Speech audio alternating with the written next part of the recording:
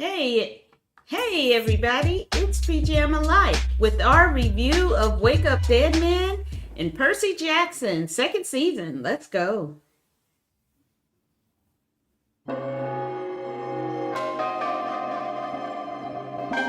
What happened that night is a much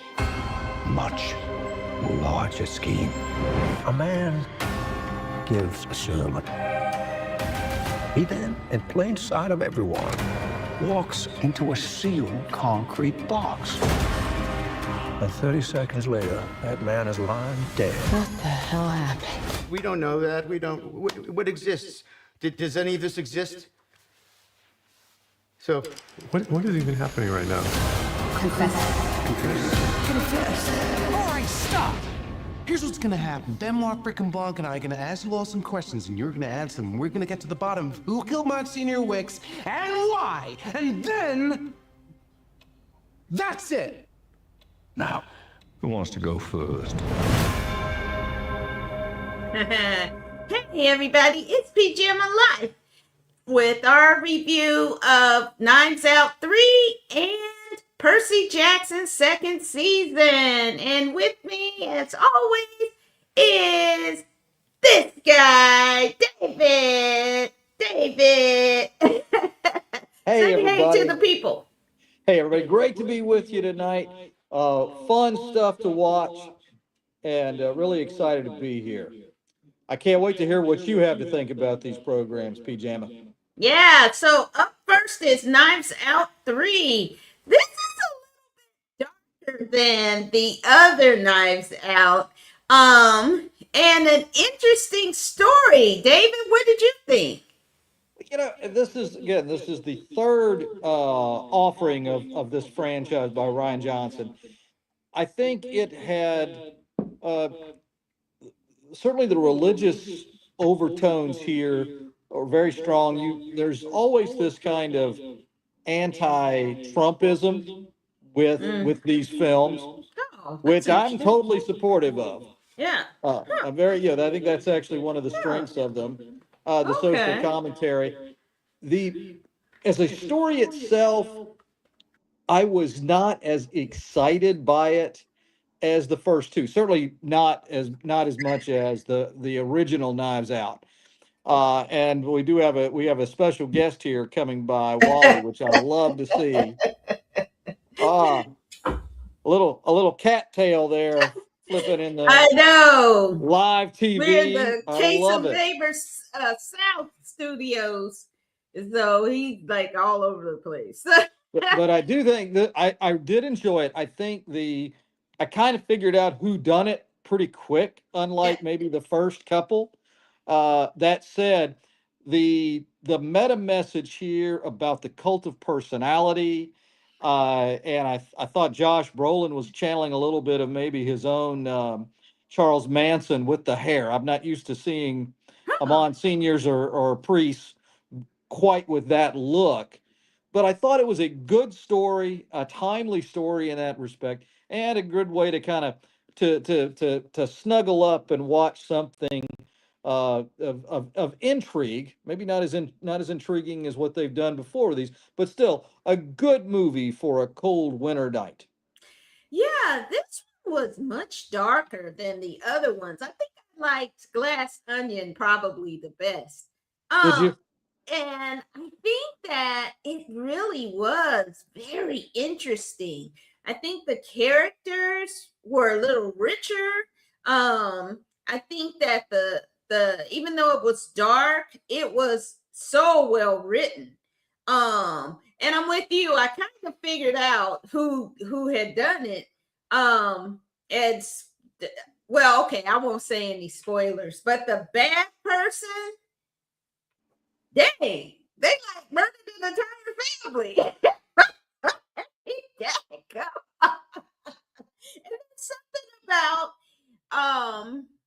evil in a sweet face, an innocent kind of person, and you get that.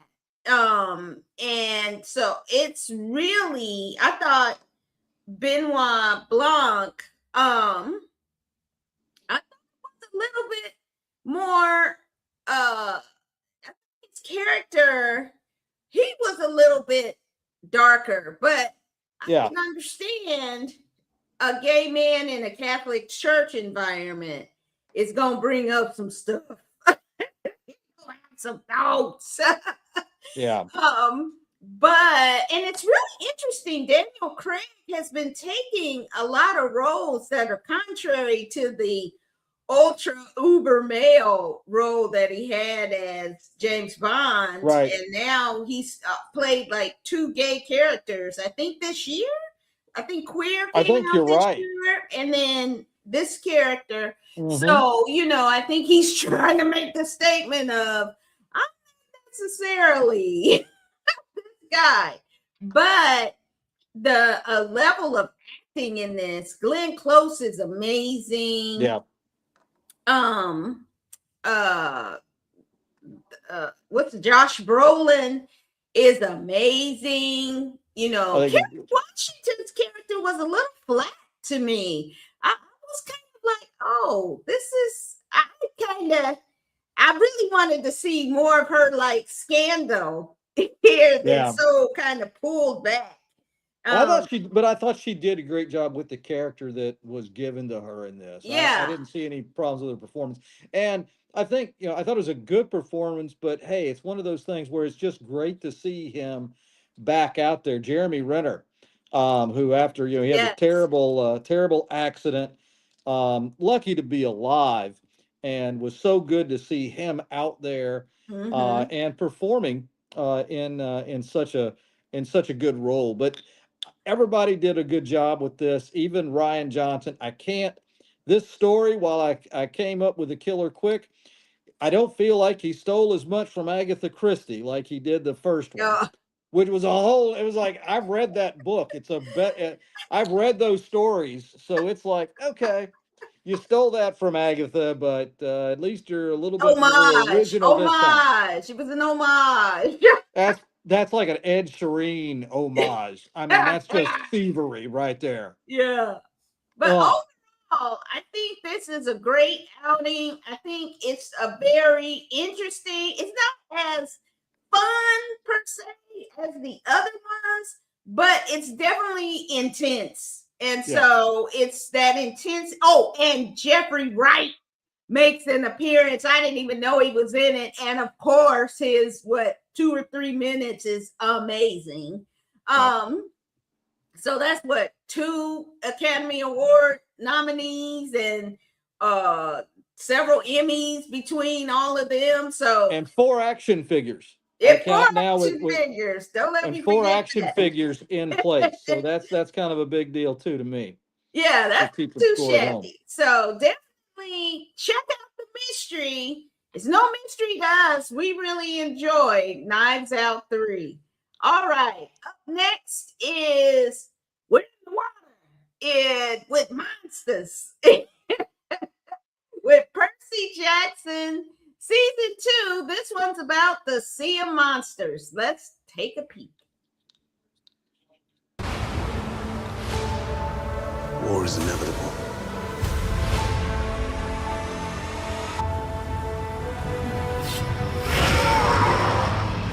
There are forces more powerful than the will of the gods, my son. Brace yourself, This was Percy. the bold silence. Look, Peter, we all know that last year you did something cool. But honestly, I don't even remember what it was. We're headed into the Sea of Monsters. You sure you're okay to do this?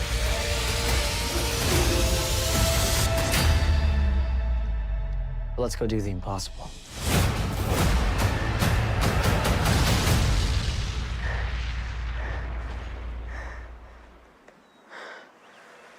What?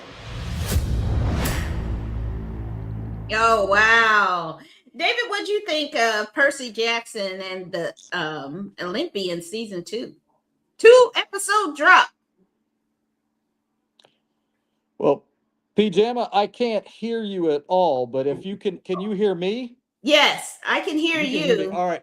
Well, then I'm going to just give you my review. I love Percy Jackson. I think the They are getting a little older now. I mean, with the Yeah. kid shows, man, I thought, are we going to have like a Brute aftershave as kind of one of the leading sponsors? But He's gonna have to that wax said, his face. oh, these are fun. Oh, these are really well done. Yeah. Good cast, great chemistry. The young actors are growing up, but I think it's a really well done story. And Mhm. I haven't seen all the episodes yet with Percy Jackson, but loving it so far, just like I did season one. I Yeah. think this is a really big winner for Disney, and it's great to have it back. Hopefully, we'll get another Percy Jackson before the hairlines are receding. Yeah. And folks need to apply for Blue Cross Blue Shield Medicare Oh or the like. Lord. Yeah, that is right on par with what I'm thinking. I'm so glad it came out at this time of the year too, so that there is something new for us to watch and enjoy. I think that Percy Jackson, the stories are based on the Greek myths, and they have done a wonderful job. Rick Riordan, the author of the books, has done a fantastic job of modernizing these stories for the new young audience so that they can enjoy them as much as I enjoyed reading Greek myths as a kid.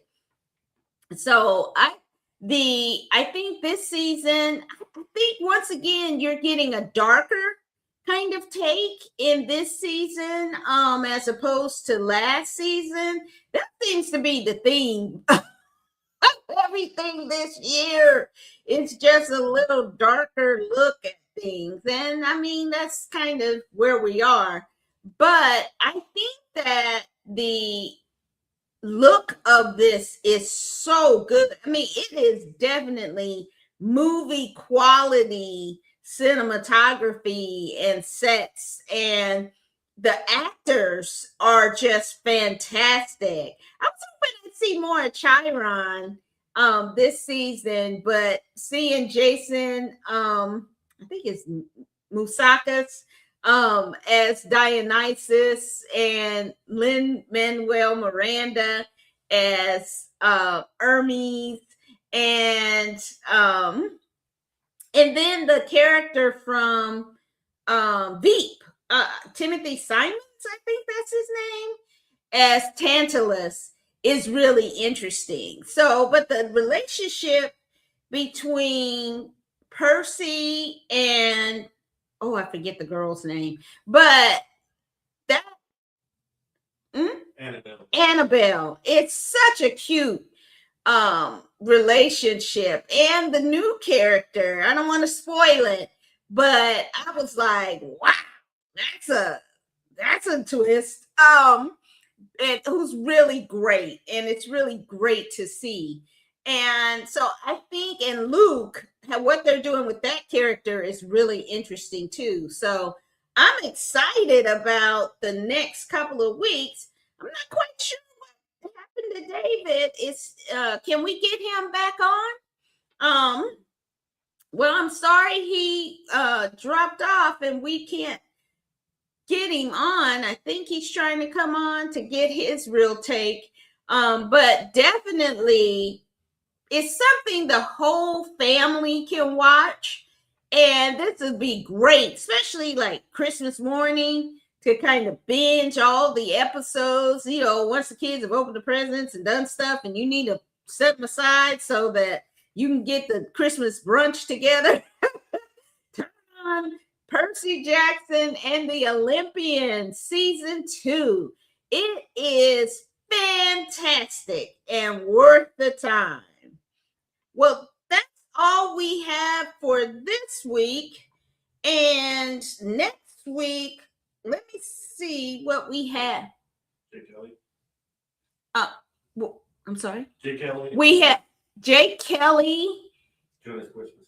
And a very Jonas Christmas. We're going to try to do some kind of Christmas movie on this show before the big day. But each and every day in December, look at my diverse holiday movie reviews on Pajama Life. So every day I'm reviewing the diverse holiday movies featuring diverse casts and stories. So definitely check that out every day here in December on Pajama Life. And thanks for joining us. We'll see you next time. Take care. Bye. And happy Hanukkah next week.